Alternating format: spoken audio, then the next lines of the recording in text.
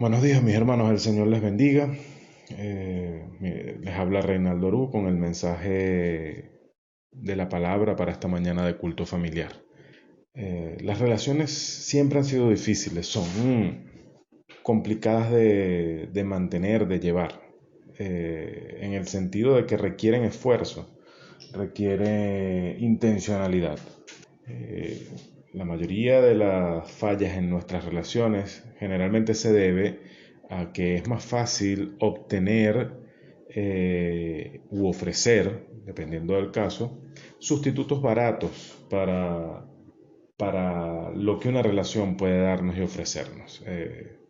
Normalmente evadimos la intimidad o buscamos sustituirla con regalos materiales o con relaciones muy superficiales.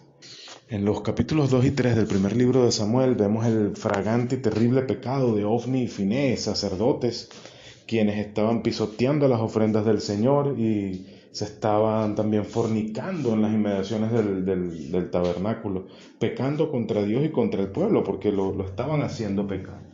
El padre de estos muchachos, Elí, no los estorbaba, no hacía lo que tenía que haber hecho, denunciándolos y juzgándolos conforme a la ley. Y vemos empezando el capítulo 3 que dice que la palabra de Jehová escaseaba en aquellos días y que no había visión con frecuencia. El pueblo estaba impedido de comunicación con Dios porque aquellos que habían sido levantados para servir de intermediarios habían fracasado terriblemente. En ese contexto entramos al capítulo 4 del primer libro de Samuel y lo que encontramos es un ambiente de guerra, un ambiente de batalla donde se debe tomar una decisión nacional.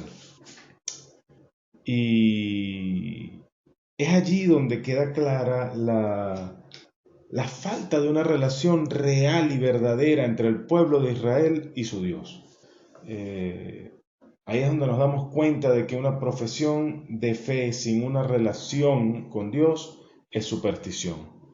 Podemos notar una serie de señales que delatan que el pueblo de Israel ha caído de una comunión verdadera con su Dios para entrar en el reino de la superstición. Y básicamente es una forma de paganismo judaizada, digamos. Y, y hoy justamente vemos cuatro pasos o cuatro señales que podemos notar también en nuestras vidas eh, acerca de la calidad de nuestra relación con Dios. En primer lugar, vemos que la voluntad de Dios se vuelve secundaria en las vidas del pueblo de Israel y así también sucede con nuestras vidas cuando estamos cayendo de la verdadera comunión hacia la superstición religiosa. En primero de Samuel, capítulo 3, verso 21, leemos, y Jehová volvió a aparecer en Silo, porque Jehová se manifestó a Samuel en Silo por la palabra de Jehová. Y en el capítulo 4, verso 1 dice, y Samuel habló a todo Israel. Por aquel tiempo salió Israel a encontrar en batalla a los filisteos, y acampó junto a Ben-Ezer, y los filisteos acamparon en Afec. Si analizamos estos dos versos, no es tanto lo que los versos dicen como lo que no dice. Habla de que Samuel estaba recibiendo ya palabra de Jehová, Jehová se estaba manifestando a Israel por medio de Samuel, y dice que Samuel habló a todo Israel, y dice también que Israel salió a batalla contra los filisteos. Pero lo que no dice es cuándo consultó el pueblo de Israel a Jehová en cuanto a esta batalla. Si debían salir, cómo debían salir, cuál debía ser la estrategia, nada de esto lo vemos aquí. Dios había abierto una nueva vía de comunicación por medio de Samuel, pero Israel no consultó a Jehová. Simplemente salió. Respondió al ataque de los filisteos confiado en su capacidad. Más adelante, ante la derrota, los ancianos también deciden mandar a buscar el arca, una vez más sin consultar a Dios. ¿Cuántas veces en nuestras vidas hemos dejado a un lado a nuestro Dios en la toma de decisiones? Hemos dejado a un lado al Dios de toda sabiduría y todo conocimiento, al Dios que nos creó, que nos hizo desde el vientre de nuestras madres, y hemos sido presuntuosos en tomar decisiones en nuestras vidas sin incluirlo a Él, sin preguntarnos si estas decisiones nos están guiando a permanecer en su voluntad o no. Esto es una señal evidente de que nuestra comunión con Dios está decayendo, de que nuestra profesión de fe se está convirtiendo en una mera superstición. En segundo lugar, vemos que Dios es cuestionado por las consecuencias de la insensatez. En 1 Samuel, capítulo 4, verso 3, leemos: Cuando volvió el pueblo al campamento, los ancianos de Israel dijeron: ¿Por qué nos ha herido Jehová delante de los filisteos? Y vemos que hay una convicción: Jehová nos ha herido. Una pregunta de extrañeza: ¿por qué? ¿Por qué nos ha herido Jehová? Y sutilmente hacen recaer la responsabilidad de la derrota sobre Dios. Aunque hay una especie o alguna medida de autoexamen, esta no es suficiente, no llega muy lejos. Se preguntan por qué, pero cuando vemos realmente lo que sucede, no se están autorrevisando, no están examinando sus vidas ni sus corazones. Y así nos pasa a nosotros.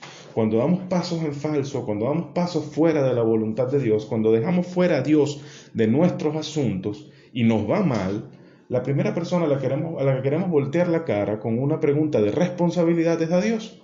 Dios, ¿por qué? ¿Por qué me haces esto? Y nos lo preguntamos, aún en medio de nuestra profesión y nuestra fidelidad, según nosotros la concebimos. Señor, si yo he sido fiel, si yo voy a la iglesia, si yo sirvo en la iglesia, si yo ofrendo, ¿por qué pasa esto? Bueno, la respuesta no está en ninguna de esas cosas que muchas veces queremos poner entre Dios y nosotros.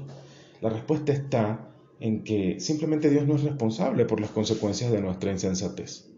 Él ha abierto un camino, Él ha abierto una puerta para que nosotros accedamos a Él y nosotros nos resistimos a hacerlo, confiados en que nuestra sabiduría es más alta. Aunque pueda que no conscientemente, pero realmente eso es lo que estamos manifestando cuando dejamos a Dios aparte de nuestras decisiones y nuestra vida. En tercer lugar, vemos que la figura, el símbolo, toma el lugar de la realidad. Vemos que cuando se preguntan ¿por qué nos ha herido Jehová?, la respuesta es algo así como: la presencia del arca nos salvará, traigan el arca. Pero no debieron haber dicho: la presencia de Dios nos salvará. ¿Cómo hacemos para que Dios esté entre nosotros, complacido y ayudándonos? No, traigan el arca. Esa es la respuesta que dan en 1 Samuel, versos del 3 al 5. En la segunda parte del verso 3 leemos: Traigamos a nosotros de Silo el arca del pacto de Jehová, para que viniendo entre nosotros nos salve de la mano de nuestros enemigos. No Jehová nos salve, sino el arca nos salve de la mano de nuestros enemigos. Y envió el pueblo a Silo, y trajeron de allá el arca del pacto de Jehová de los ejércitos, que moraba entre los querubines, y los dos hijos de Eli, Ofni y Finés, estaban allí con el arca del pacto de Dios. Se entiende que ellos veían en la presencia del arca un símil de la presencia de Dios, pero en ningún punto realmente buscaron la presencia de Dios, sino la presencia de ese símbolo, de ese artefacto. Vemos también la presunción de Ofni y Finés, los hijos de Eli, y ellos son el colmo de un pecador no arrepentido, que pretende el favor de Dios aún habiendo en su vida blasfemia y pecado. Y es la misma actitud de los ancianos. En lugar de buscar el arrepentimiento, de volver su rostro a Dios en obediencia, buscaron traer el arca. Era más sencillo eso que restaurar la comunión con Dios. Y es que el arca no exige que confieses un pecado, el arca no exige arrepentimiento y el arca no exige obediencia. ¿Cuántas veces en nuestras vidas hemos pretendido resolver una falla en nuestra comunión con Dios con la asistencia al templo, con la lectura de la Biblia, con oraciones quizás forzadas, con el servicio, con la evangelización? Pensamos que si hacemos estas cosas, Dios volverá a nuestra presencia, pero Él no busca eso. Él no busca eso. Cuando hacemos eso, la figura o la cosa ha tomado el lugar de la realidad. Y por último, vemos que como consecuencia de todas estas cosas, en este descenso que el pueblo de Israel inició, finalmente la lamentación toma el lugar del júbilo. Cuando el arca llega al campamento, el pueblo grita de júbilo tanto que los filisteos lo escuchan y se ponen al tanto de que está el arca. Dicen: Dios, el Dios de Israel está entre ellos. pero aquel gozo, aquel júbilo dura tan poco. Vemos que vuelven a atacar a los filisteos y los filisteos atemorizados se esfuerzan por luchar y triunfan nuevamente. Israel sufre una derrota total, tanto que una de las nueras de Elí da a luz antes de tiempo, muere en el parto y antes de morir justamente dice, la gloria de Israel ha sido traspasada. La gloria de Israel es la presencia de Dios entre ellos y el símbolo de esa presencia es el arca. Israel ha sufrido una derrota terrible y el pecado ha obtenido su paga sin importar cuánto ellos hayan perseguido las formas de la adoración, porque no persiguieron la realidad, el fondo de aquel sistema de adoración judaico, que era gozarse y glorificar a Dios, gozarse en la presencia de Dios y glorificar su nombre, sujetarse a Él, obedecerle, reconocer nuestro pecado delante de Él, arrepentirnos y pedir por su misericordia y por su gracia. ¿Cuántas veces en nuestra vida nos encontramos finalmente en un desastre, en una circunstancia de destrucción, hogares rotos, familias destrozadas, separadas, por culpa de nuestra presunción? Lo central de nuestra profesión de fe, lo central de nuestra confesión de fe es la relación con Dios. Y cuando esa relación es rota por el pecado, solamente existe una vía para restaurarla, y es la confesión y el arrepentimiento, seguidos por el perdón que Dios nos ofrece por su gracia, por medio de la sangre de Cristo. Las formas externas del culto en nuestras iglesias muchas veces llegan a valer más que el objeto mismo de nuestra verdadera fe, que es Dios, que es nuestro Señor Jesucristo. Una cosa es que yo extrañe costumbres, lugares, maneras, personas con las cuales honro habitualmente a mi Dios. Otra muy distinta es que mi comunión con Dios se vea afectada, incluso impedida, si alguno o todos de estos factores son suprimidos en alguna manera. Lo primero es beneficioso y es buena señal de una vida sana de fe y comunión con Dios y con los hermanos.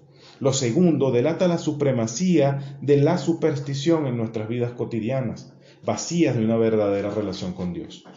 Si esto es lo que vemos hoy en nuestra vida, hermanos, acudamos a Dios, confesemos en arrepentimiento todas nuestras faltas y nuestros pecados y aferrémonos a la gracia del perdón y la salvación de Dios alcanzada para nosotros por Jesucristo, y Él restaurará nuestra comunión con Él.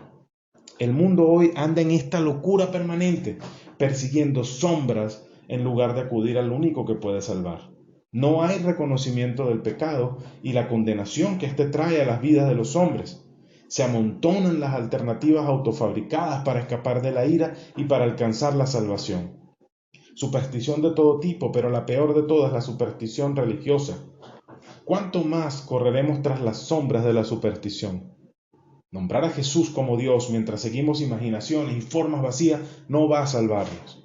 Debemos reconocer el pecado que nos aprisiona y nos condena y mirar a Cristo, quien murió en nuestro lugar y resucitó para salvarnos, poniendo nuestra fe en Él para transformar nuestras vidas y romper las cadenas del pecado que nos atan.